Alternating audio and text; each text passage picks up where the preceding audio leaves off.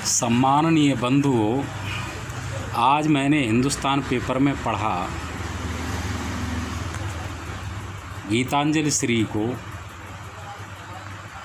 रेत की समाधि नाम के उपन्यास पर बुकर प्राइज मिला है। यह बुकर प्राइज उनके द्वारा लिखी हुई किताब पर नहीं मिला है।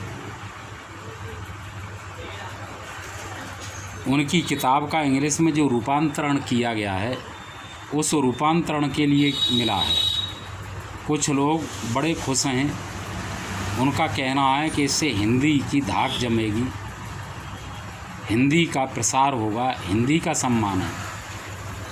मैं उनसे यह जानना चाहता हूँ कि इससे हिंदी का क्या सम्मान है, अंग्रेजी का सम्मान है। यदि उसके हिंदी वर्जन पर यह बुकर प्राइज मिलता तो हिंदी का सम्मान होता,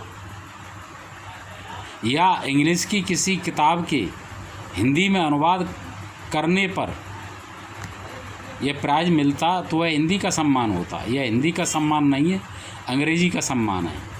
और दूसरी सबसे बड़ी बात कि यह जो पुरस्कार मिला है वह न तो कला के लिए मिला है और न भाव पक्ष की उच्चता के लिए मिला है, न साहित्यिक उत्कर्ष के लिए मिला है और न शैली की विशेषता के लिए मिला है। यह पुरस्कार मिला है वह केवल सनातन धर्म के अपमान, भारत के अपमान, भारतीयता के अपमान और हिंदुओं के अपमान के लिए मिला है। इसमें कुछ भी अच्छी बात मुझे नज़र नहीं आती है।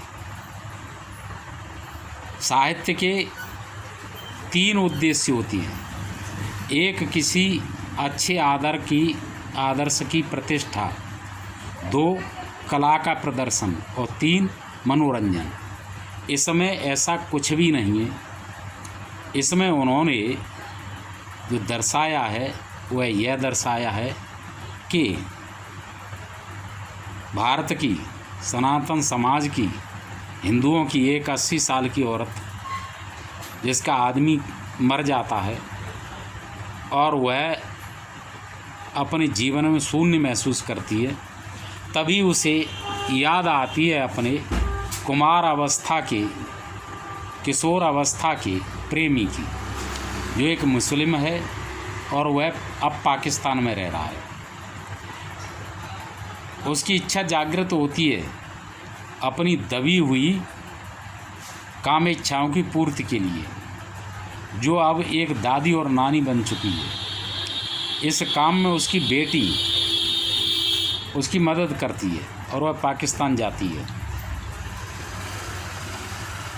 यह इस कहानी का सारांश है। ये जो पुरस्कार होते हैं उनके पीछे कोई मानवतावादी सोच या विकासवादी सोच या किसी आदर्शवादी सोच नहीं होती है। इनके पीछे राजनीतिक, आर्थिक, सामाजिक, धार्मिक वर्ग से संबंधित उद्देश्य होती हैं, जो उनकी पूर्ति करता है। उनके उद्देश्यों के अनुकूल जो उसका काम होता है उसे पुरस्कार दे दिए जाते हैं। भारत में हिंदी साहित्य के न जाने कितने एक से एक अच्छे लेखक पढ़े हैं, जिनका कला पक्ष, भाव पक्ष, साहित्यिक पक्ष, शैली अद्वितीय है। मनोरंजन भी उसमें कम नहीं है।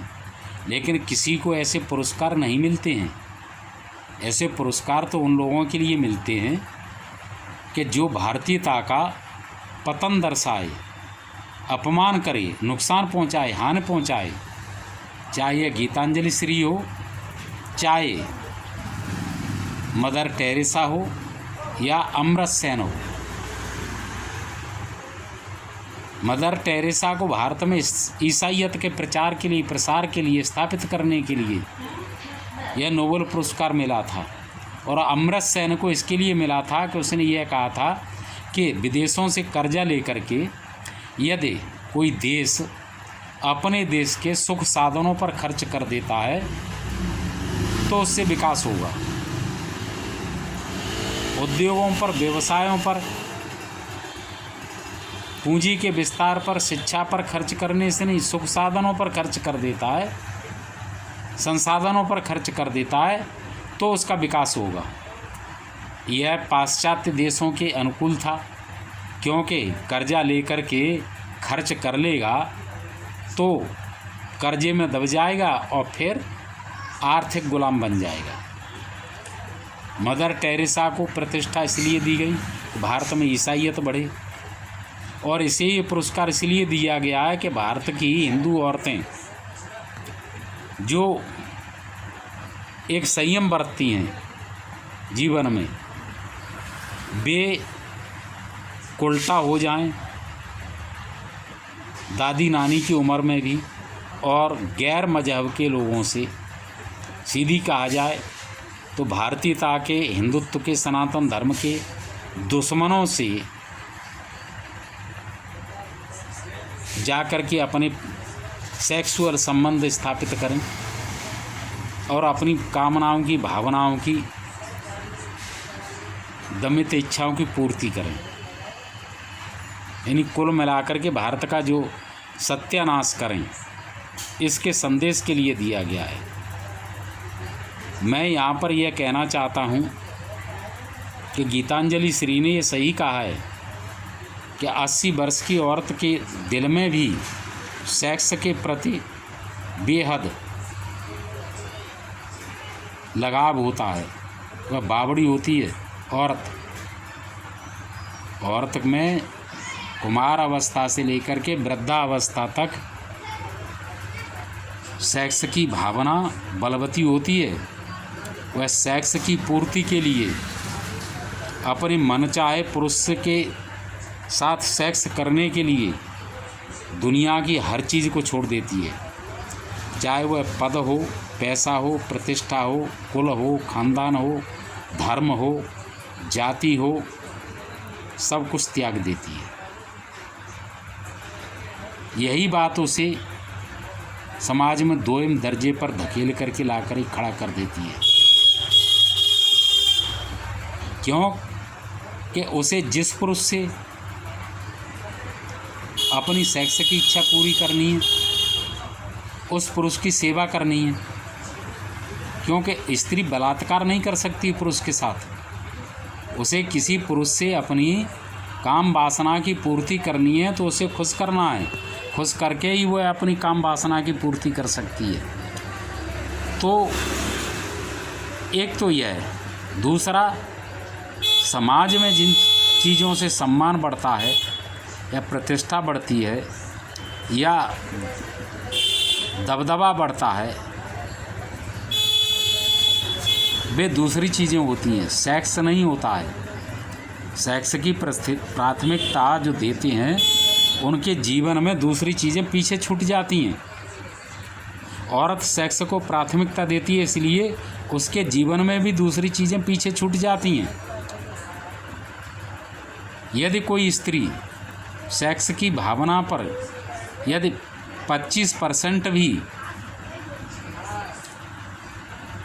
काबू कर लेती है, उसे नियंत्रण में कर लेती है, उस पर विजय प्राप्त कर लेती है या उनको दबा लेती है, तो वह दुनिया की हर सफलता को, हर पद को, ऊंची से ऊंची प्रतिष्ठा को पा सकती है। क्योंकि स्त्री में वैचारिक दृष्टि से, भावनात्मक दृष्टि से, कल्पनात्मक दृष्टि से, इच्छा की दृष्टि से पुरुष से कहीं अधिक क्षमता होती है। पुरुष में न तो इतनी वैचारिक क्षमता होती है, न भावनात्मक क्षमता होती है, न इच्छा इतनी बलवती होती है, न उसमें संकल्प इतना अधिक प्रबल होता है।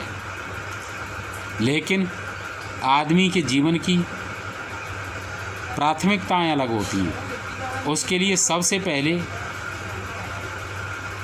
स्थान पर जो है मान सम्मान होता है, प्रतिष्ठा होती है, पैसा होता है, पद होता है, शिक्षा होती है, विजय होती है।